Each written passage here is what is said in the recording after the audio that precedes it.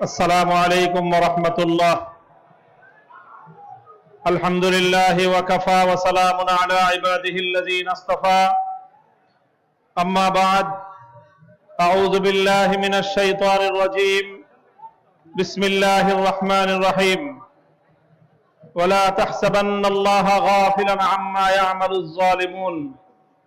صدق الله العظيم. 11 দলীয় ঐক্যের উদ্যোগে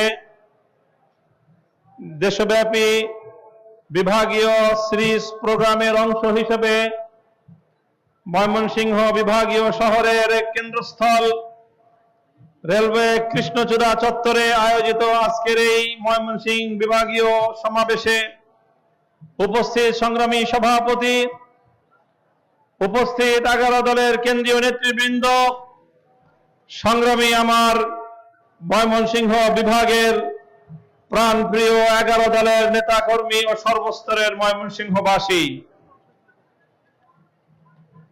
গণভোটের গণরায় কার্যকর ও জনদুর্ভোগ লাঘবের দাবিতে আয়োজিত আজকের সমাবেশে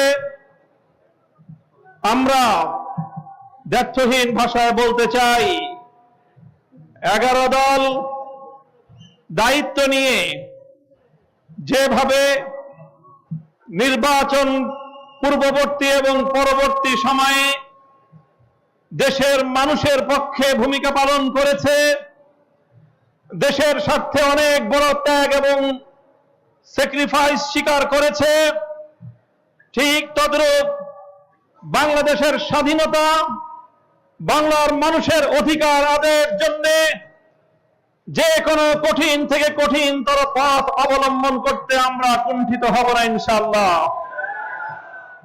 সংগ্রামী দেশবাসী, আমরা সারা দেশের মানুষের দুয়ারে দুয়ারে যাচ্ছি, কাছে কাছে যাচ্ছি, আমাদের ভাগ্যের পরিবর্তনের জন্য নয়। আমরা এদেশের মানুষের সম্মান এবং গৌরব রক্ষা করার দাবি নিয়ে আমরা ঘুরছি। বাংলাদেশের মানুষ বিগত 13 জাতীয় সংসদ নির্বাচনের সাথে একই দিনে তারা জুলাই বিপ্লবের আকাঙ্ক্ষা বাস্তবায়নের লক্ষ্য নিয়ে গণভোটে হাঁ ব্যালটে ভোট দিয়েছিল। গণভোটে হাঁ অভূতপূর্ব এবং অনেক বড় ব্যবধানে 70% ভোট পেয়ে ঐতিহাসিক বিজয় অর্জন করেছে। আমরা লক্ষ্য করি, বাংলাদেশের স্বাধীনতার পর দীর্ঘ প্রায় 50 বছর পর্যন্ত বাংলাদেশের মানুষ 2 দলীয় শাসন ব্যবস্থার যাতা করে নিষ্পেষিত হয়ে আসছে। পর্যায়ক্রমে ফ্যাসিবাদী স্বৈরাচারী শেখ হাসিনা ক্ষমতার মসনদকে কুক্ষিগত করে বাংলাদেশের মানুষের উপর জুলুম, নির্যাতন এবং বৈষম্যের স্টিমরোলার পরিচালনা করেছিল। এদেশের মানুষের উপর গুম, খুন, হত্যাকাণ্ড সহ গোটা দেশের মানুষের জীবনে নাভিশ্বাস তুলে ফেলেছিল। বাংলাদেশের মানুষকে বোকারাম সাজিয়ে শেখ হাসিনা গণতন্ত্রকে নতুন ভাবে এদেশের মানুষের সামনে সংজ্ঞায়িত করবার অপচেষ্টা চালিয়েছিল। আপনাদের মনে থাকবার কথা, ফ্যাসিবাদী শেখ হাসিনা বলতো উন্নয়নের গণতন্ত্র, অর্থাৎ দেশের মানুষের মতামতের প্রয়োজন নাই, দেশের মানুষের ভোটাধিকারের প্রয়োজন নাই। তাই 2014 সালে বিনা ভোটের সরকার, 2018 সালে রাতের ভোটের সরকার, 2024 সালে আমি আর ডামি মার্কা নির্বাচন করে গণভোটের জনগণের ভোটাধিকারকে ছিনতাই করে বাংলার মানুষের অধিকারকে সে তার পায়ের নিচে পিষ্ট করেছিল। আর বিএনপি শুধুমাত্র ঈদের চাঁদের অপেক্ষা করেছিল, কবে চাঁদ উঠবে, ঈদ আসবে, তারপরে আন্দোলন হবে। 15 বছর পর্যন্ত বিএনপি নেতৃত্বের ব্যর্থতার মাসুল হিসেবে এদেশের যুবকেরা প্রাণ দিয়েছে, এদেশের মানুষেরা জীবন দিয়েছে, রক্ত দিয়েছে। 2015 সালের 17 চত্বরে রক্ত দিয়েছে 2021 সালের প্রতিবিরোধী আন্দোলনে, রক্ত দিয়েছে আল্লামা সাঈদীকে মিথ্যা মামলায় ফাঁসির রায় দেওয়ার প্রেক্ষিতে গড়ে ওঠা বিদ্রোহী আন্দোলনে, রক্ত দিয়েছে 2024 সালের বৈষম্য বিরোধী আন্দোলনে। রক্তের সাগর পেরিয়ে 36শে জুলাই 2024 সালের 5ই আগস্ট বাংলার মানুষ নতুন করে স্বাধীনতার সূর্য ছিনিয়ে এনেছে। বাংলাদেশের মানুষ সেকেন্ড রিপাবলিক গঠন করবার জন্য 24 সালের জুলাই বিপ্লবীদের নেতৃত্বে আন্দোলন করলো। জুলাই বিপ্লবীরা ঘোষণা করলো 47, 71 আর 24-এর আন্দোলনের ভিত্তিতে আগামীর বাংলাদেশ গড়ে উঠবে। মাত্র 30% টাকায় জমির মালিক হয়ে নতুন বাংলাদেশের গড়ে তোলার স্বপ্ন দেখা বাংলা বসতি। বাংলাদেশের মানুষ চেয়েছিল তাদের ভোটাধিকার প্রতিষ্ঠিত হবে, বাংলাদেশের মানুষ চেয়েছিল বৈষম্যের বিলোপ হবে, বাংলাদেশের মানুষ চেয়েছিল ফ্যাসিবাদ চিরতরে বিতাড়িত হবে, ফ্যাসিবাদের দুয়ার বন্ধ হয়ে যাবে। কথা বলেন ঠিক না বেঠিক? আমরা চেয়েছিলাম বৈষম্য বিলোপ হোক, আপনারা কি সেটা চান? আমরা চেয়েছিলাম ফ্যাসিবাদের দুয়ার বন্ধ হোক, আপনারা কি সেটা চান? ফ্যাসিবাদের দুয়ার বন্ধ করার জন্য, বৈষম্য বিলোপ করার জন্যই জাতীয় ঐক্যমত্য কমিশনে দীর্ঘ 9 মাস পর্যন্ত 33টি রাজনৈতিক দল মিলেমিশে ক্ষমতার ভারসাম্য আনয়নের জন্য প্রস্তাবনা তৈরি করলো। সনদ প্রণীত হলো, জুলাই সনদ নামে সেটি স্বাক্ষরিত হলো।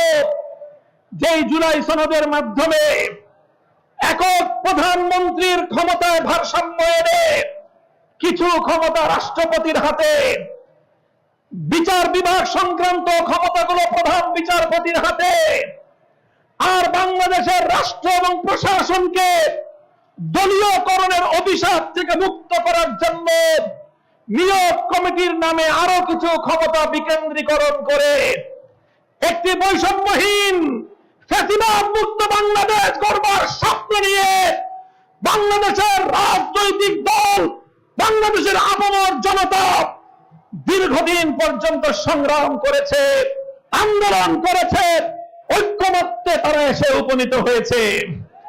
দুর্ভাগ্যজনকভাবে যখন সেই জুলাই সনদ স্বাক্ষরিত হবে এবং ঐক্যমতের ভিত্তিতে আগামীর সুন্দর বাংলাদেশের জন্য নতুন একটি রাজনৈতিক বন্দোবস্ত গড়ে উঠবে, সংবিধান সংস্কারের মাধ্যমে নতুন বাংলাদেশের দিকে বাংলার মানুষ যাত্রা করবে, ঠিক সেই সময় বিএনপি অন্তর্বর্তীকালীন সরকারে ঘাপটি মেরে বসে থাকা তাদের কিছু চাটুকার আর গোলামের সঙ্গে রাতের অন্ধকারে চুক্তি করে সংসদ ভবনের দক্ষিণ প্লাজায় অন্তহীন প্রতারণার মাধ্যমে জুলাই সনদকে কলঙ্কিত করে দিয়েছে।